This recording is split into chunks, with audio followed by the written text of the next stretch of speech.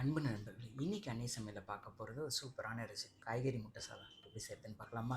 ஒரு மிக்ஸி ஜாரில் அரை டீஸ்பூன் சோம்பு, 1/4 டீஸ்பூன் சீரகம், 1/4 டீஸ்பூன் மிளகு, 2 பச்சை மிளகாய், ஒரு துண்டு இஞ்சி, 4 பல் பூண்டு, அரை டீஸ்பூன் மிளகாய்த்தூள், அரை டீஸ்பூன் கரம் மசாலா, கொஞ்சமாக புதினா, கொஞ்சம் கொத்தமல்லி,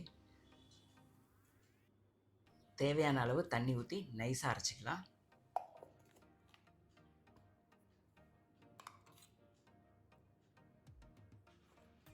ஒரு கடாயில் தேவையான அளவு எண்ணெய், ஒரு பட்டை, ஒரு ஏலக்காய், அரை டீஸ்பூன் சோம்பு, ஒரு வெங்காயம், கொஞ்சம் கருவேப்பிலை, இது எல்லாத்தையும் நல்லா வதக்கிக்கலாம்.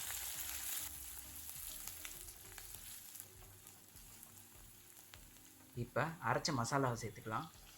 1/4 டீஸ்பூன் மஞ்சள்தூள், ஒரு நிமிஷம் லோ ஃப்ளேம்லேயே வதக்கலாம்.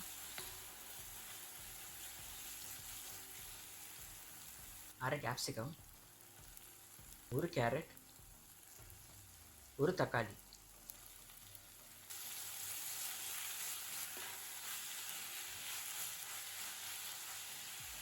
சாதத்துக்கு தேவையான உப்பு சேர்த்து நல்லா ஹை ஃப்ளேமே வதக்கலாம்.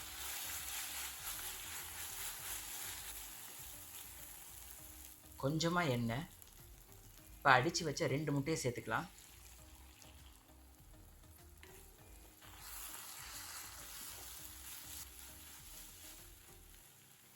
மூணு கப் சாதம் சேர்த்து மெதுவாக கலரிக்கலாம்.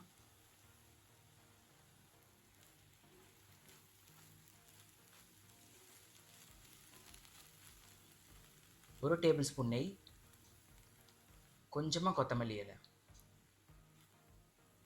இப்போ சூப்பரான காய்கறி முட்டை சாதம் ரெடி ஆகிடுச்சு.